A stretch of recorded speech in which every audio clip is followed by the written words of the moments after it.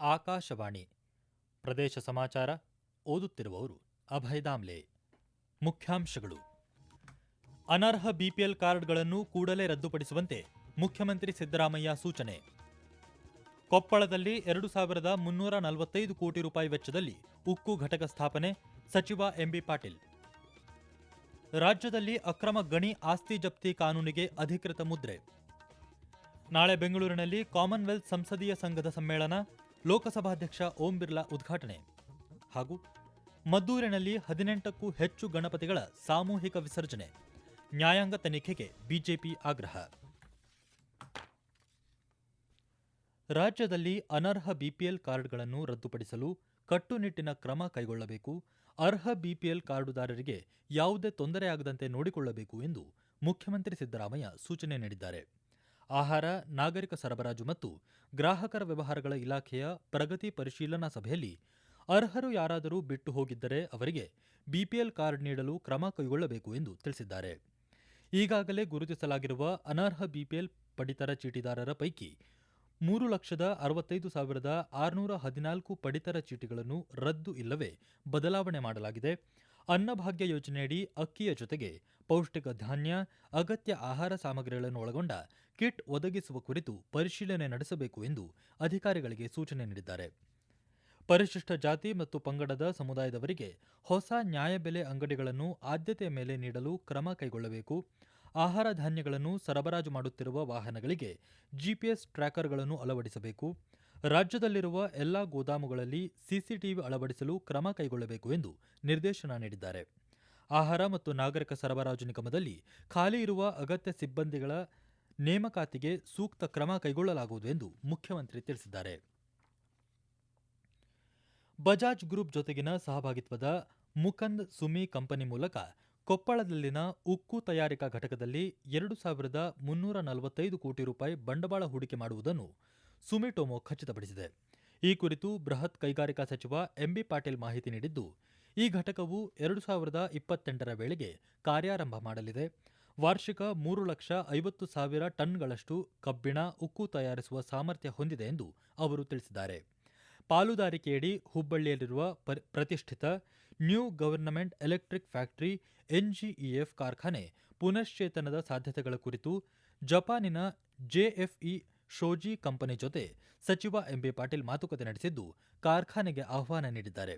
ಬಂಡವಾಳ ಹೂಡಿಕೆ ಆಕರ್ಷಿಸಲು ಜಪಾನ್ಗೆ ಭೇಟಿ ನೀಡಿರುವ ರಾಜ್ಯದ ಉನ್ನತ ಮಟ್ಟದ ನಿಯೋಗದ ನೇತೃತ್ವ ವಹಿಸಿರುವ ಸಚಿವರು ಕಂಪನಿಯ ಉನ್ನತಾಧಿಕಾರಿಗಳ ಜೊತೆ ನಡೆದ ಸಭೆಯಲ್ಲಿ ಹುಬ್ಬಳ್ಳಿ ಎನ್ಜಿಇಎಫ್ ಪುನಶ್ಚೇತನದ ಪ್ರಸ್ತಾವ ಮುಂದಿಟ್ಟಿದ್ದಾರೆ. ಬ್ಯಾಟರಿ ಚಾಲಿತ ವಿದ್ಯುತ್ ವಾಹನಗಳ ಮತ್ತು ವಿದ್ಯುತ್ ಚಾಲಿತ ವಾಹನಗಳ ತಯಾರಿಕೆಯಲ್ಲಿ ಬಳಸಲಾಗುವ ಮೋಟಾರ್ ಕೋರ್ಸ್ ತಯಾರಿಸುವ 400 ಕೋಟಿ ರೂಪಾಯಿ ವೆಚ್ಚದ ಯೋಜನೆಯ ಶೀಘ್ರದಲ್ಲಿಯೇ ಕಾರ್ಯಗತಗೊಳ್ಳಲಿದೆ ಎಂದು ಕಂಪನಿಯು ರಾಜ್ಯದ ನಿಯೋಗಕ್ಕೆ ಭರವಸೆ ನೀಡಿದೆ. ಜಪಾನ್ ಭೇಟಿಯ 3ನೇ ದಿನ ರಾಜ್ಯದ ನಿಯೋಗವು ಸುಮಿಟೊಮೊ, ಯಸ್ಕಾವಾ, ಜೆಎಫ್ಇ ಶೋಜಿ ಕಂಪನಿಗಳ ಉನ್ನತಾಧಿಕಾರಿಗಳ ಜೊತೆಯೂ ಮಾತುಕತೆ ನಡೆಸಿತು. ಕರ್ನಾಟಕ ರಾಜ್ಯ ಅಕ್ರಮ ಗಣಿಗಾರಿಕೆ ಅಧಿನಿಯಮ ಜಾರಿಯಿಂದಾಗಿ ಗಣಿ ಅಕ್ರಮದ ವಿರುದ್ಧ ಕಠಿಣ ಕ್ರಮ ಕೈಗೊಳ್ಳಲು ಹೊಸ ಕಾನೂನು ಅನುಕೂಲವಾಗಲಿದೆ ಎಂದು ಗದಗ ಜಿಲ್ಲಾ ಉಸ್ತುವಾರಿ ಸಚಿವ ಎಚ್.ಕೆ. ಪಾಟೀಲ್ ತಿಳಿಸಿದ್ದಾರೆ. ಗದಗದಲ್ಲಿಂದು ಸುದ್ದಿಗಾರರೊಂದಿಗೆ ಮಾತನಾಡಿದ ಅವರು, ರಾಜ್ಯದಲ್ಲಿ ನಿನ್ನೆಯಿಂದ ಕಾನೂನು ಜಾರಿಯಾಗಿದೆ. ಅಕ್ರಮ ಗಣಿ ಜಪ್ತಿಗಾಗಿ ವಸೂಲಾತಿ ಆಯುಕ್ತರ ನೇಮಕ ಅಧಿನಿಯಮಕ್ಕೆ ರಾಜ್ಯಪಾಲರು ಅಂಕಿತ ಹಾಕಿದ್ದಾರೆ. ಹೊಸ ಕಾನೂನಿನಿಂದಾಗಿ ಕನ್ನಡಿಗರ ಆಸ್ತಿ ಕನ್ನಡಿಗರಿಗೆ ಮರಳಿ ತರುವ ಕೆಲಸವಾಗಲಿದೆ ಎಂದು ಅವರು ಹೇಳಿದ್ದಾರೆ. ನಾಳೆ ವಿಧಾನಸೌಧದ ಮುಂಭಾಗದಲ್ಲಿ ನಡೆಯಲಿರುವ ಕಾಮನ್ವೆಲ್ತ್ ಸಂಸದೀಯ ಸಂಘದ 11ನೇ ಸಮ್ಮೇಳನವನ್ನು ಲೋಕಸಭಾಧ್ಯಕ್ಷರಾದ ಓಂ ಬಿರ್ಲಾ ಉದ್ಘಾಟಿಸಲಿದ್ದಾರೆ. ವಿಧಾನಸೌಧಗಳಲ್ಲಿ ಚರ್ಚೆಗಳು, ಸಂವಾದಗಳು, ಜನರ ವಿಶ್ವಾಸವನ್ನು ಬೆಳೆಸುವುದು, ಜನರ ಆಕಾಂಕ್ಷೆಗಳನ್ನು ಪೂರೈಸುವುದು ಈ ಸಮ್ಮೇಳನದ ಕಾರ್ಯಸೂಚಿ ವಿಷಯವಾಗಿದೆ. ಸಮಾರಂಭದಲ್ಲಿ ಮುಖ್ಯಮಂತ್ರಿ ಸಿದ್ದರಾಮಯ್ಯ, ರಾಜ್ಯಸಭೆ ಉಪಸಭಾಪತಿ ಹರಿವಂಶ್ ಸೇರಿದಂತೆ ಹಲವು ಗಣ್ಯರು ಭಾಗವಹಿಸಲಿದ್ದಾರೆ. ವಿವಿಧ ರಾಜ್ಯಗಳು ಹಾಗೂ ಕೇಂದ್ರಾಡಳಿತ ಪ್ರದೇಶಗಳ ಸಭಾಧ್ಯಕ್ಷರು, ವಿದೇಶಿ ಸಂಸತ್ತುಗಳ ಸದಸ್ಯರು ಸಮ್ಮೇಳನದಲ್ಲಿ ಭಾಗವಹಿಸಲಿದ್ದಾರೆ. 3 ದಿನಗಳ ಈ ಕಾರ್ಯಕ್ರಮದಲ್ಲಿ ಲೋಕಸಭಾಧ್ಯಕ್ಷರು ಸ್ಮರಣಿಕೆಯನ್ನು ಬಿಡುಗಡೆ ಮಾಡಲಿದ್ದಾರೆ. ಪ್ರದೇಶ ಸಮಾಚಾರ ಕೇಳುತ್ತಿದ್ದೀರಿ. ನಿಮ್ಮ ಅನುಕೂಲಕರ ಸಮಯದಲ್ಲಿ ಆಕಾಶವಾಣಿ ಸುದ್ದಿಗಳನ್ನು ಆಲಿಸಲು ನಮ್ಮ ಯೂಟ್ಯೂಬ್ ಚಾನೆಲ್ ಆಕಾಶವಾಣಿ ನ್ಯೂಸ್ ಕನ್ನಡವನ್ನು ಸಬ್ಸ್ಕ್ರೈಬ್ ಮಾಡಿ. ನಮ್ಮೆಲ್ಲ ಕೇಳುಗರು ನಮ್ಮ ಫೇಸ್ಬುಕ್ ಖಾತೆ ಆಕಾಶವಾಣಿ ಆರ್ಎನ್ಯು ಬೆಂಗಳೂರು ಧಾರವಾಡ ಮತ್ತು ನಮ್ಮ ಟ್ವಿಟರ್ ಖಾತೆ @AIRnews_ಕನ್ನಡವನ್ನು ಅನುಸರಿಸಿ. ಪ್ರಾದೇಶಿಕ ಸುದ್ದಿ ವಿಭಾಗ ಬೆಂಗಳೂರು ಹಾಗೂ ಧಾರವಾಡದ ಎಲ್ಲಾ ಸುದ್ದಿ ಸಂಚಿಕೆಗಳು ನಮ್ಮ ಸಾಮಾಜಿಕ ಮಾಧ್ಯಮ ಖಾತೆಗಳಲ್ಲಿ ಲಭ್ಯವಿರುತ್ತವೆ.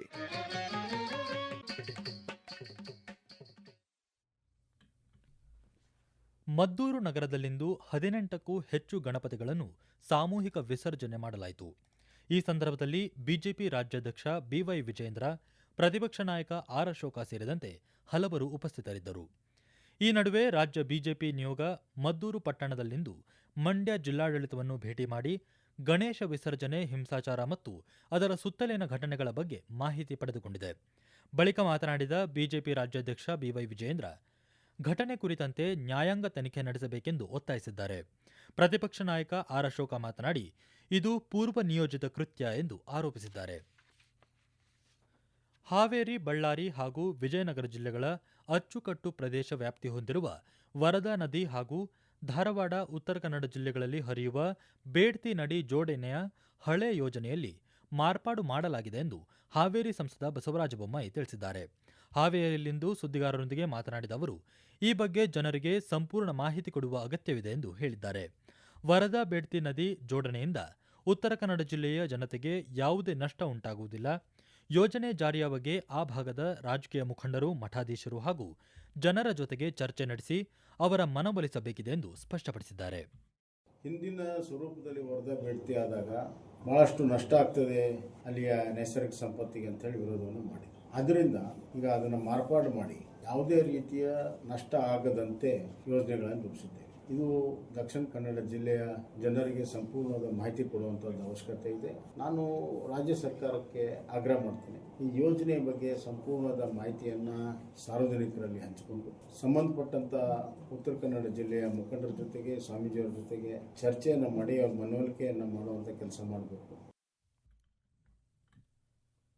ಕೇಂದ್ರ ಸರ್ಕಾರ ಜಿಎಸ್ಟಿ ತೆರಿಗೆಯನ್ನು ಇಳಿಸಿರುವುದರಿಂದ ಜನಸಾಮಾನ್ಯರ ಜೇಬಿನ ಭಾರ ಇಳಿಯಲಿದೆ ಎಂದು ಹಿರಿಯ ಆರ್ಥಿಕ ತಜ್ಞ ರಂಗಸ್ವಾಮಿ ಮೂಕನಹಳ್ಳಿ ಅಭಿಪ್ರಾಯಪಟ್ಟಿದ್ದಾರೆ. ಆಕಾಶವಾಣಿಯೊಂದಿಗೆ ಮಾಹಿತಿ ಹಂಚಿಕೊಂಡಿರುವ ಅವರು, ಇದರಿಂದ ತೆರಿಗೆ ಸೋರಿಕೆ ಕಡಿಮೆಯಾಗಲಿದೆ, ಸರ್ಕಾರಗಳಿಗೆ ಯಾವುದೇ ನಷ್ಟ ಉಂಟಾಗುವುದಿಲ್ಲ ಎಂದು ಅಭಿಪ್ರಾಯಪಟ್ಟಿರುವ ಅವರು, ವ್ಯಾಪಾರ ವಹಿವಾಟು ಹೆಚ್ಚಾಗಲಿದೆ ಎಂದು ಹೇಳಿದ್ದಾರೆ. ಹೊಸ ಜಿಎಸ್ಟಿ ರಿಫಾರ್ಮ್ಸ್ ಅಂತ ಏನ್ ಹೇಳ್ತೀವಿ ಅದು ಬರ್ತಾ ಇದೆ. ಇದೇ ಸೆಪ್ಟೆಂಬರ್ 22, 2025ರಿಂದ ಇದು ಜಾರಿಗೆ ಬರ್ತಾ ಇದೆ. ಖಂಡಿತ ಇದರಿಂದ ಬಹಳಷ್ಟು ಉಪಯೋಗಗಳಾಗುತ್ತೆ. ಇನ್ನು ಮುಂದೆ 5-18 ಎರಡೇ ಸ್ಲ್ಯಾಬ್ ಇರುತ್ತೆ. ಇನ್ನೊಂದು ವಿಶೇಷವಾದ ಸ್ಲ್ಯಾಬ್ 40%. ಅದನ್ನ ಒಂದು ಒಟ್ಟಾರೆ 3 ಸ್ಲ್ಯಾಬ್ ಅಲ್ಲಿ ಇದಿರುತ್ತೆ. ಕೆಲವೊಂದು ಮೂಲಭೂತ ಪದಾರ್ಥಗಳಿದೆಯಲ್ಲ ಅದಕ್ಕೆ ಯಾವುದೇ ತೆರಿಗೆ ಇರೋದಿಲ್ಲ.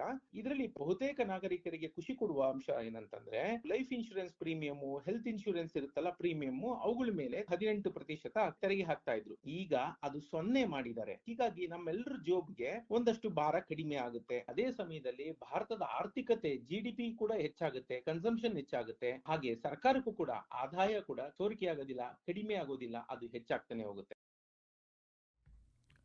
ಜಿಎಸ್ಟಿ ಪರಿಷ್ಕರಣೆ ಮತ್ತು ಸುಧಾರಣೆ ಕುರಿತಂತೆ ನಾಳೆ ಮಧ್ಯಾಹ್ನ 1:30ಕ್ಕೆ ಆಕಾಶವಾಣಿ ಹಾಗೂ FM ವಾಹಿನಿಯಲ್ಲಿ ವಿಶೇಷ ಕಾರ್ಯಕ್ರಮ ಮೂಡಿಬರಲಿದೆ. ಹಿರಿಯ ಪತ್ರಕರ್ತರಾದ ವಿ ನಂಜುಂಡಪ್ಪ ಹಿರಿಯ ತೆರಿಗೆ ತಜ್ಞರಾದ ವಿಜಯ್ ರಾಜೇಶ್ ಅವರೊಂದಿಗೆ ಸಂವಾದ ನಡೆಸಲಿದ್ದಾರೆ. ಕೊನೆಯಲ್ಲಿ ಮತ್ತೊಮ್ಮೆ ಮುಖ್ಯಾಂಶಗಳು. ಅನರ್ಹ ಬಿಪಿಎಲ್ ಕಾರ್ಡುಗಳನ್ನು ಕೂಡಲೇ ರದ್ದುಪಡಿಸುವಂತೆ ಮುಖ್ಯಮಂತ್ರಿ ಸಿದ್ದರಾಮಯ್ಯ ಸೂಚನೆ. ಕೊಪ್ಪಳದಲ್ಲಿ 2,345 ಕೋಟಿ ರೂಪಾಯಿ ವೆಚ್ಚದಲ್ಲಿ ಉಕ್ಕು ಘಟಕ ಸ್ಥಾಪನೆ, ಸಚಿವ ಎಂಬಿ ಪಾಟೀಲ್. ರಾಜ್ಯದಲ್ಲಿ ಅಕ್ರಮ ಗಣಿ ಆಸ್ತಿ ಜಪ್ತಿ ಕಾನೂನಿಗೆ ಅಧಿಕೃತ ಮುದ್ರೆ.